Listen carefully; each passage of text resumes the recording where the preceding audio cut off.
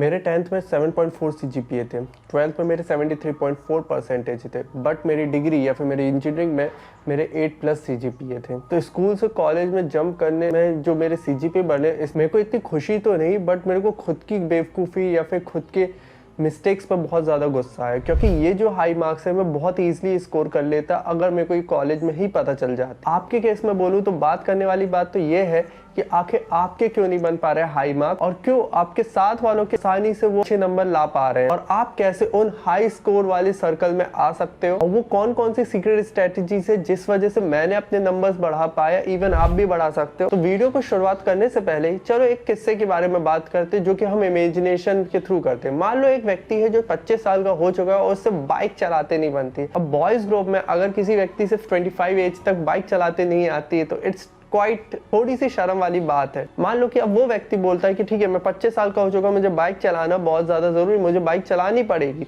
तो क्या लगता है कि वो बाइक चला पाएगा या नहीं चला पाएगा, या फिर वो सीख पाएगा या नहीं सीख पाएगा? मुझे अभी आप कमेंट्स में बताओ, और देखते मेरा जो आंसर है इस पूरे सिचुएशन का और आपका जो आंसर है वो दोनों सही मिल रहे हैं या नहीं मिल। बात यह है कि वो व्यक्ति बाइक चलाना नहीं सीख पाएगा क्योंकि उसका माइंडसेट ही नहीं है। ऑल सिचुएशन में कि आपको सबसे पहले कोई भी व्यक्ति कोई भी काम करना चाहता है या सीखना चाहता है, उसके पहले उसको इमेजिनेशन में उस काम को करना पड़ता है या फिर प्लानिंग प्लॉटिंग करनी पड़ती है। एक टाइप का वो अपने आप को इमेजिन कर रहा होता है कि वो काम वो कर पाएगा और वो एंड रिजल्ट तक पहुंच जाएगा कि हाँ ठीक है, ये चीज़ मैं कर सकता हूँ।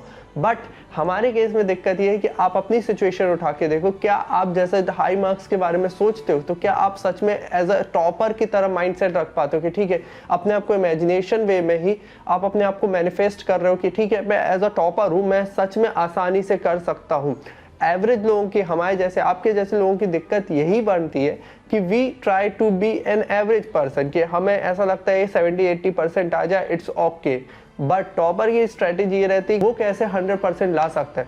तो वो से बिल्कुल दुख नहीं होता, क्योंकि अगर वो 100% नहीं भी ला पाया तब भी उसका एम इतना बड़ा था कि वो 90 या फिर 95 तक आसानी से स्कोर कर पाता है। एक्चुअली में वो हार चुका है, बट तब भी उसकी हार में भी एक जीत है, क्योंकि जब तक आप अपने माइंडसेट, टॉपर वाला माइंडसेट अपने अंदर नहीं इंस्टॉल कर लेते कि ठीक है, मैं एज अ टॉपर हूँ, मैं अपने आप को एज अ टॉपर की तरह फील करता हूँ, मैं टॉपर की तरह पढ़ाई कर सकता हूँ, तब तक अपने अंदर से आपको एक खुद के ऊपर एक कॉन्फिडेंस नहीं आएगा कि yes you can crack that high marks वाला गोल, और वो आसानी से अचीव किया जा सकता है। बट माइंडसेट बनाने से आपके अंदर की इमेजिनेशन बहुत अच्छी डेवलप हो चुकी है, but end of the day आपको काम करना पड़ेगा या फिर पढ़ाई करनी पड़ेगी। बट पढ़ाई का सबसे बड़ा दुश्मन आता है, दो चीज़ों को मैं मानता हूँ कि आपके दोस्त हो जाएंगे, आपके डिस्ट्रैक्शंस में आपके लैपटॉप, गैजेट्स वगैरह जैसी चीज़ें आ जाती हैं। तो इसका इतना ज़्यादा कुछ बड़ा सा सॉल्यूशन नहीं है। इट्स जस्ट आपका अगर डिस्ट्रैक्शन फोन से है तो कीप असाइड नहीं कर पा रहे हो या फिर अलग नहीं कर पा रहे हो, इन सेटिंग्स वगैरह करके रखो कि या तो आप म्यूट करके बैठो, तो आप फोकस सेशंस यूज करो उस फोन में, या तो उस फोन को साइलेंट कर दो, डीएनडी कर दो। इतने सारे ऑप्शन है,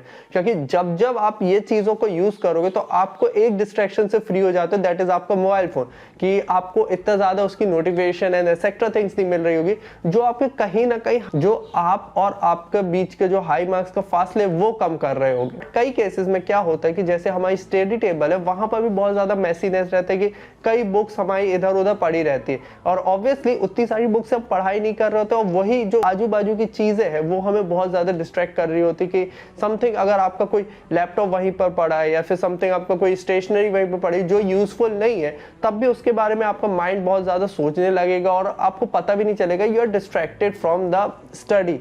और इसका सॉल्यूशन सिंपल सा है कि अपनी जो टेबल है उसको थोड़ी सी क्लीन ज़्यादा रखो। आई मीन जितना ज़रूरी का सामान है उतना ही रखो, कि आपका जितना भी, अगर आपका डिस्ट्रैक्ट भी होना है तो ठीक है, मेरे सब्जेक्ट से रिलेटेड ही डिस्ट्रैक्ट होने दो, बट टेबल में बैठ के पढ़ाई करने से कोई फ़ायदा नहीं होता, क्योंकि हर एक एग्जाम की होती स्ट्रेटेजी। फैक्ट ये रहेगा कि आपको अपने जो भी एग्जाम्स है उनके बारे में थोड़ा सा रिसर्च करना पड़ेगा। इवन इसके बारे में हम थोड़ी ही देर में डिस्कस करने वाले हैं, बट एक डिस्कशन बहुत ज़्यादा ज़रूरी है, सिंस मैं चाहता हूं कि आप ऐसे ही एग्जाम से रिलेटेड या फिर जो भी चीज़ें आपको इस चैनल के थ्रू मिल रही है वो सब आपको एक वैल्यू एडिट मिले या फिर आपको एक टाइप का ऑन टू डेट रखे। और मुझे पता है कि since you have been the lovely audience, और मुझे ये कहने की बिल्कुल ज़रूरत नहीं पड़ेगी कि प्लीज़ मुझे सपोर्ट करो, क्योंकि आप वैसे ही मुझे सपोर्ट करते जा रहे हो। But I would say for the formality कि प्लीज सब्सक्राइब द चैनल, क्योंकि ये चीज आपके लिए फ्री है but it's motivate me a lot. बाकी coming back to the video, मान लो आपको कोई स्कूल या फिर कॉलेज से आपको प्रोजेक्ट मिला है टू कंप्लीट इन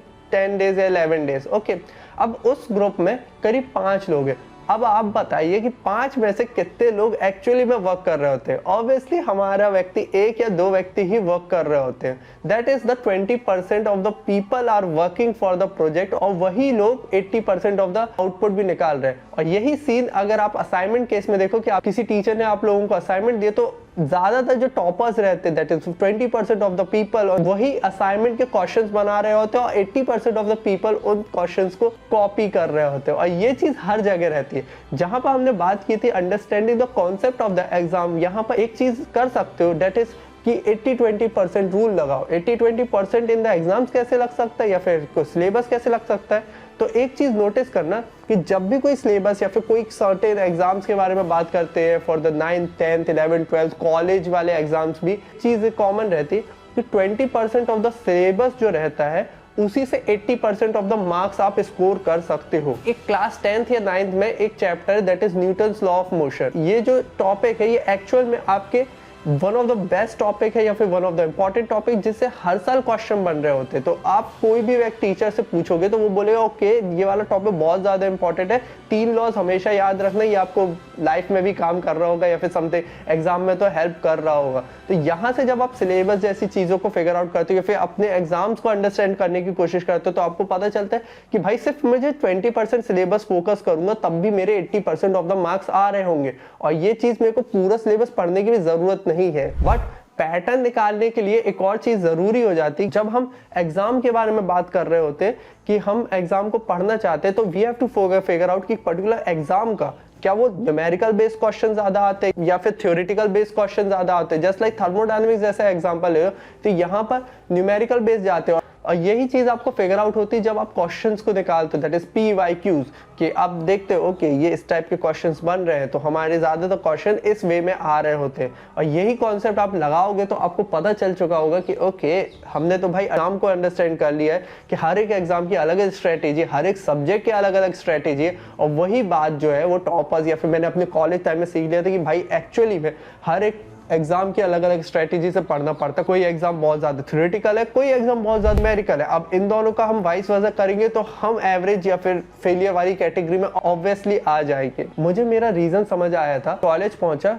कि मैं स्कूल में इतना अच्छा स्कोर क्यों नहीं कर पा रहा था, क्योंकि फिजिक्स जैसे सब्जेक्ट के लिए मेरे पास 3-4 बुक्स थी। दैट इज हमारे NCERT हो गई, SL अरोरा हो गई, हमारी कॉन्सेप्ट ऑफ फिजिक्स हो गई, इवन मेरे पास कुछ अदर एग्जाम्पलर बुक्स भी थी। और इनमें से मेरी कोई भी बुक कंप्लीट नहीं हो पाई थी। अब यहाँ पे एक केस समझ आ रहा है कि 3 से 4 बुक्स थी मेरे पास। मेरा माइंड बहुत ज्यादा डिस्ट्रैक्ट हुए इन सभी बुक्स का कि ओके ये वाली बुक पढ़ देता हूँ, NCERT नहीं, NCERT से नहीं बन पा रहा है, समझ नहीं आ रहा, मैं SL अरोरा की तरफ देख लेता हूँ या फिर समथिंग कुछ और भी देख लेता हूँ। तो यहाँ पर फैक्ट ये आ जाता है कि आपको इतने सारे रिसोर्सेज के पीछे नहीं जा सकते for scoring the high marks. अगर आप रिसर्चर बनना चाहते हो, बहुत ज़्यादा डीप में स्टडी करना चाह रहे हो, ठीक है आपकी ये वाली स्ट्रेटेजी वर्क कर रही होगी।